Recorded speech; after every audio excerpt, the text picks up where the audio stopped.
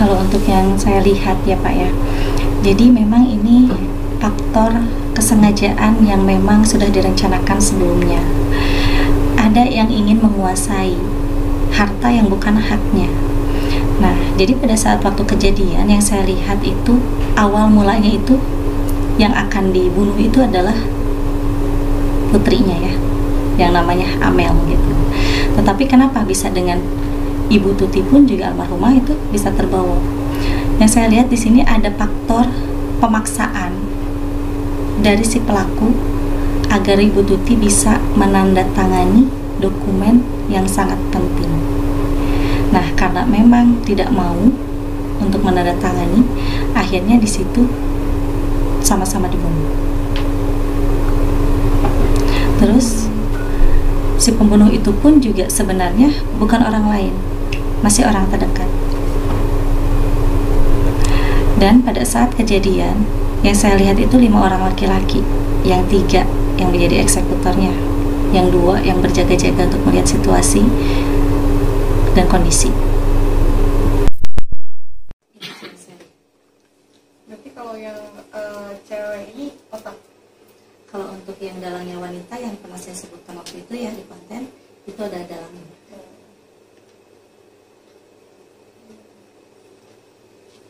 Kalau bisa dijelaskan kronologis dari awalnya enggak? Untuk kronologis mungkin terlalu panjang ya Pak kalau ya. dijelaskan secara awal. Ya. Mungkin saya singkatnya saja. Ada yang ingin mengalihkan nama yang berhak diganti dengan yang bukan haknya, itu aja. Dan untuk masalah sekarang kok bisa sampai belum terungkap gitu kan, sebenarnya masih banyak cara untuk bisa menemukan bukti-bukti itu, dan masih banyak cara juga untuk bisa meringkus pelakunya.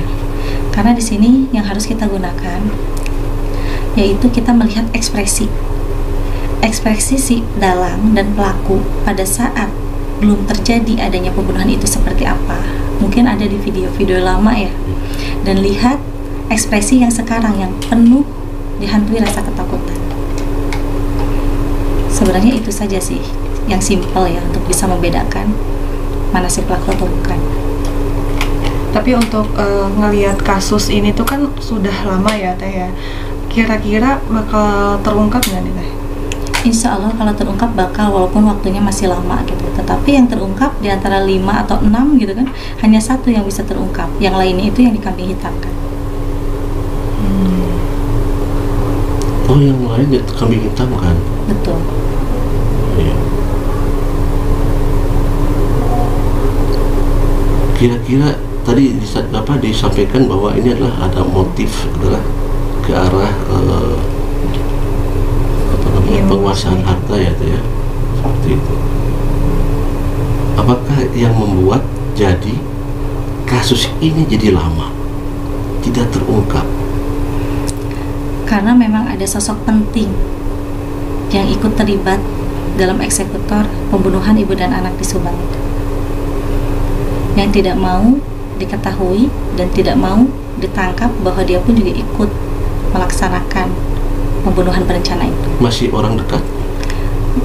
Masih orang dekat. Masih orang dekat. Tapi kalau misalkan dari motif percintaan atau sakit hati masuk nggak Teh? Enggak masuk sama sekali. Oh, percintaan tidak masuk? Tidak masuk.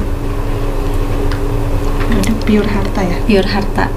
Yang memang harta itu udah diiming-imingi sebelumnya oleh si dalang ya, akan dibagi kepada orang yang ikut merencanakan pembunuhan berencana itu.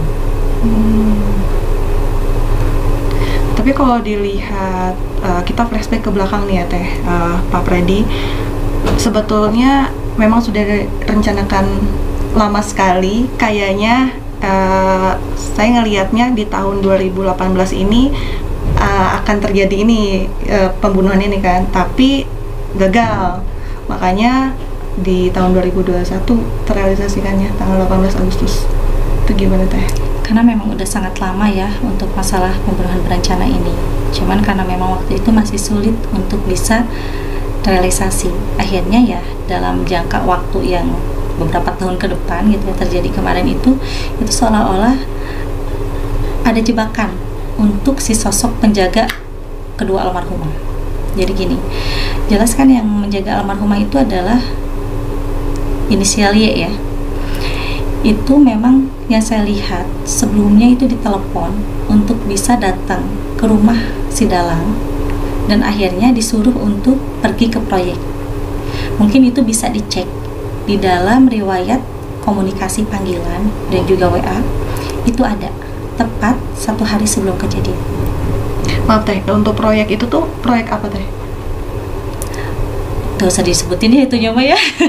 Oh, Ya pokoknya proyek gitu ya. Iya. dari Y itu ya. Ya, jadi ya itu kan penjaga kedua almarhumah. Iya, iya. Dia kan sangat sayang kepada kedua almarhumah. Nah, karena waktu itu selalu menjaga gitu kan, selalu melindungi. Nah, pada saat terjadi pembunuhan itu, Y itu lagi lengah dan terbujuk rayu oleh sosok orang yang menyuruhnya untuk datang dulu ke rumahnya, setelah itu langsung ke proyek. Jadi seolah-olah itu pun juga sosoknya itu dijebak. Makanya dia seperti kebingungan di saat pulang, terjadi hal yang sangat mengerikan. Rumah udah berantakan. Iya, rumah udah berantakan. Karena kan kalau rampok itu gak mungkin, karena sama sekali gak ada yang hilang. Betul. Gitu. Sebenarnya sosok Y pun juga kalau dalam hatinya itu sudah mempunyai praduga ya, bahwa ini sepertinya ini loh dalangnya. Tapi karena sosok Y itu tidak ada bukti, makanya tidak berani untuk berbicara. Mungkin bisa dijelasin teh untuk si pelindungnya ini ciri-cirinya kayak gimana nih? Jadi sosok pelindung almarhumah Bu Tuti dan Neng Amel ya, itu orangnya tuh polos. Kadang kalau misalkan berbicara itu kadang kurang nyambung, karena mohon maaf dalam segi SDM, sosok orang yang sangat penyayang ya kepada istri dan anaknya. Tetapi karena memang orang banyak berasumsi bahwa oh mungkin dia terlibat gitu kan. Padahal kita di sini juga harus bisa meluruskan ya. Insya Allah sosok pelindungnya Amel dan Bu Tuti itu tidak terlibat sama sekali. Cuman karena memang dia juga bingung gitu kan, harus bagaimana, dan dia pun juga bingung siapa pelakunya. Ya akhirnya dia itu ngelantur bicaranya. Dan ini kan berdasarkan lihat dari saksi ya. Waktu itu kan saksi ada melihat posisi mobil ya Pak Freddy ya, nggak sesuai nih di garasi. Apakah AC mobil itu sempat dipinjam dulu nih keluar? Maksudnya nggak ada gitu. Tapi waktu itu kedua almarhumah masih ada, belum hilang nyawa. Tapi sempat dipinjam dulu mobil itu keluar. Ya, jadi memang sosok mobil yang hilang ya pada saat di TKP itu memang itu sebelumnya dipinjam dan izinnya itu kepada almarhumah Amel. Oke.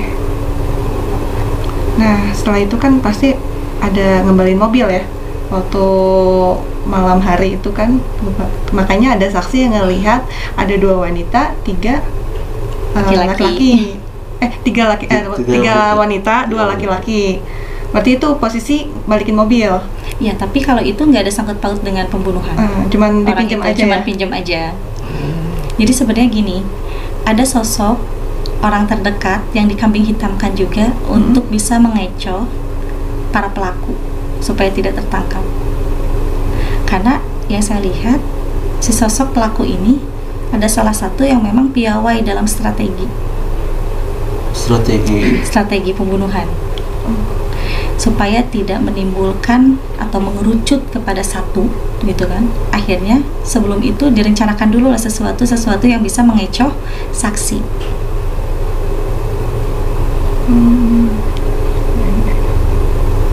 Makanya dibuat banyak framing ya. Iya. Dari eksekutornya sendiri kira-kira ada berapa orang? Itu yang masuk 3, yang di luar 2. Berarti 5 total. Iya. Artinya yang 3 ini yang memang yang melakukan Pembunuhan. Yang 2 yang berusaha untuk menghilangkan jejak. Jadi tidak ikut mengeksekusi ya? Tidak ikut mengeksekusi, tetapi menghilangkan jejak dan mengatur strategi.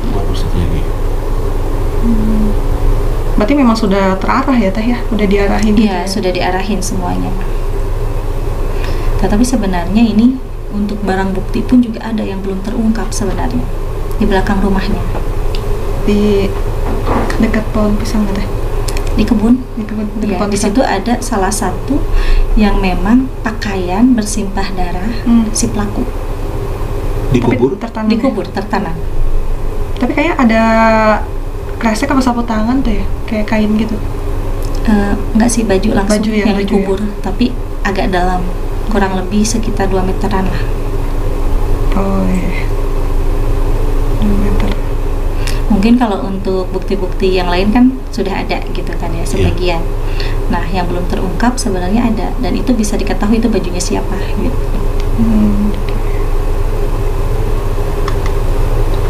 Berarti dilakukannya itu pada saat malam hari ya? Iya, dilakukannya itu saat benar-benar beliau itu almarhumah gitu ya, pas mau tidur. Almarhumah maksudnya ibu Tuti ya? Iya. Gitu. Boleh tahu ini teh, karena saya dapat info dari Kabid Humas Polda Jabar bahwa ini terjadi di 10 titik TKP.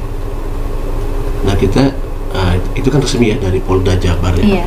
Cuman kita jadi berpikir berarti ada 10 titik, berarti ada 10 tempat yang berbeda selain di TKP yang sekarang gitu, yang di Ciseti. Nah, apakah ada gambaran di mana lagi tempatnya selain di Ciseti? Sebenarnya ada di beberapa tempat itu sudah benar. Nah, tapi kalau untuk tempat yang lainnya itu bukti-buktinya agak kurang kuat. Tapi kalau untuk yang untuk sekarang ya, yang di belakang rumahnya korban itu bisa menjadikan bukti yang sangat kuat, karena di situ selain dari baju yang bersimpah darah, itu ada cincin yang lepas yang masuk ke dalam itu, yang tertanam. Oh, tertanam. Jaraknya 2 meter, 2 meter dari kuburnya. Kalau dari TKP ke jarak itu dikubur, pokoknya di lokasi kebun aja. Mungkin kalau misalkan ada foto atau video kebun tersebut, insya Allah saya bisa menunjukkan. Oh, ada sih sebetulnya teh foto sama videonya. Kalau ini untuk almarhum Teh Amel, itu kan dinyatakan bahwa ada perlawanan. Nah, apakah pada saat Teh Amel melakukan suatu perlawanan itu sempat nggak Teh Amel keluar dari TKP? Sempat keluar dari TKP, bahkan keluar sampai ke halaman rumah. Ke depan? Iya, ke depan, tapi diseret ke dalam. Oh, iya. Gitu. Dalam maksud melarikan diri tadinya? Iya, mau melarikan diri untuk mencari pertolongan ya. Tapi karena memang di luar pun juga ada yang menjaga, akhirnya ya diseret lagi ke dalam. Barangkali ada ini, karena ini kan ada perlawanan ya, ada perlawanan, dan kita pernah lihat di media luka-luka dari almarhumah. Nah, gerakan apa dari pelaku sehingga pelaku bisa merobohkan almarhumah Teh Amel? Jadi pada saat melakukan perlawanan itu, almarhumah Teh Amel itu memang disiksa, dibuat pesakitan dulu. Iya. Dan yang saya lihat sih di bagian kepala kanan ya, itu kena benturan keras ke kusen pintu. Dan itu yang mengakhiri ya? Itu yang mengakhiri nyawa Teh Amel di situ.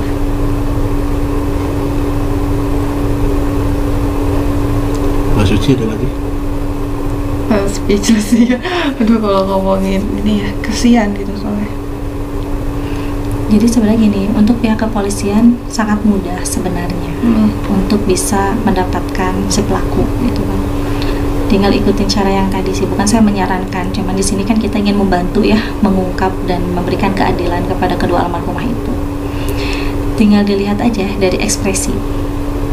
Kalau misalkan udah sulit kita menemukan barang bukti, berarti dengan ekspresi lah di situ kita bisa ketahuan. Dan di sini pun juga kita harus menggunakan strategi taktik yang cantik untuk bisa mendapatkan si pelaku. Jadi pihak kepolisian kan bisa mengambil alat komunikasi atau handphone gitu kan, yang memang bisa dilihat ada video lama.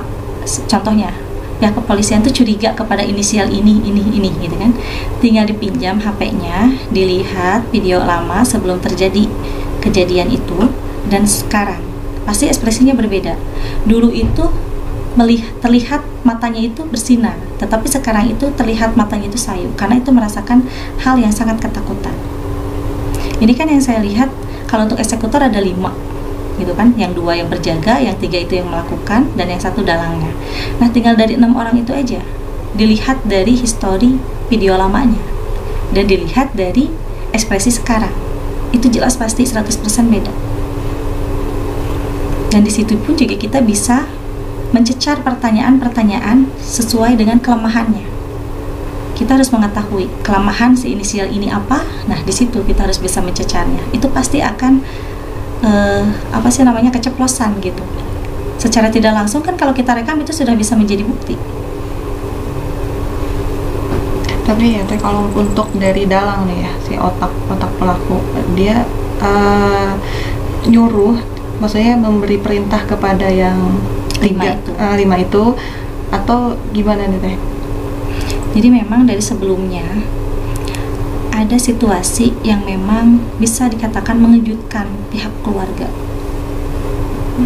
Ada, kalau untuk masalah si dalang, ada main dengan keluarga inisial Y yang tadi kita ceritakan itu ya.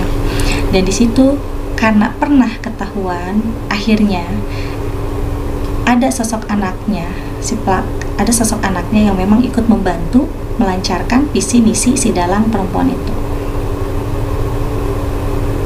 Mungkin kalau untuk masalah itu tidak bisa secara dipublikasikan gitu ya, kita menjelaskan karena itu kan harus pribadi. Yang jelas di sini kita fokus supaya pihak kepolisian bisa secepatnya meringkus para pelaku.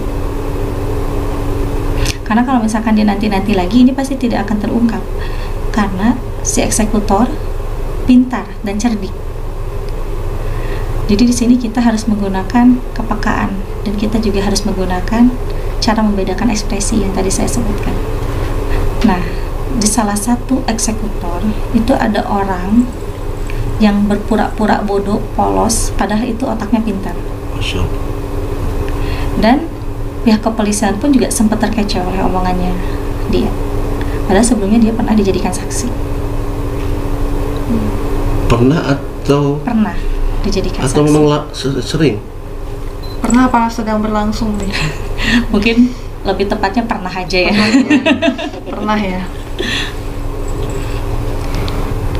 Berarti unik nih ya, kalau misalkan nanti terungkap, kayaknya semua orang bakalan kaget ya, tercengang gitu. Karena ya. kan sekarang ini orang bilang, ini nggak mungkin, seorang ini tuh nggak mungkin gitu kan. Iya. Tapi nanti di saat memang akan ada waktunya, karena kan gini, kebohongan walaupun ditutupi pasti akan terbuka dengan sendirinya, karena kebenaran akan mencari jalannya sendiri gitu kan. Walaupun ini lama, banyaknya permainan, tapi insya Allah saya yakin kalau untuk terkuak pasti terkuak, walaupun waktunya panjang. Dan itu yang terkuak pasti satu orang, yang lainnya dikambing hitamkan. Karena otak dari kasus ini itu akan tidak mau tampil di media, karena dia takut dengan posisinya sekarang sebagai apa.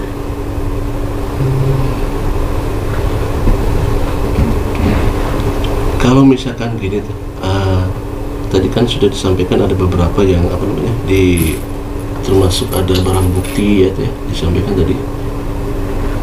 Apakah tidak sebaiknya ini dari pihak kepolisian juga mengetahui masalah ini tuh? Iya, harusnya sih mengetahui. Ya mungkin kalau misalkan memang ada pihak kepolisian yang bertanya, saya pun juga akan menjawab apa adanya dan sesuai nanti apa yang terbukti ya di saat kepolisian itu melacaknya. Jadi gini, sebenarnya sih banyak yang ngasih tahu, kenapa nggak bilang gitu kan ke pihak kepolisian. Ya mungkin itu bukan kewajiban saya ya. Kalau misalkan pihak kepolisian bertanya kepada saya, baru saya jawab. Tetapi kalau misalkan pihak kepolisian tidak bertanya, saya pun juga nggak mungkin untuk harus menawarkan diri gitu.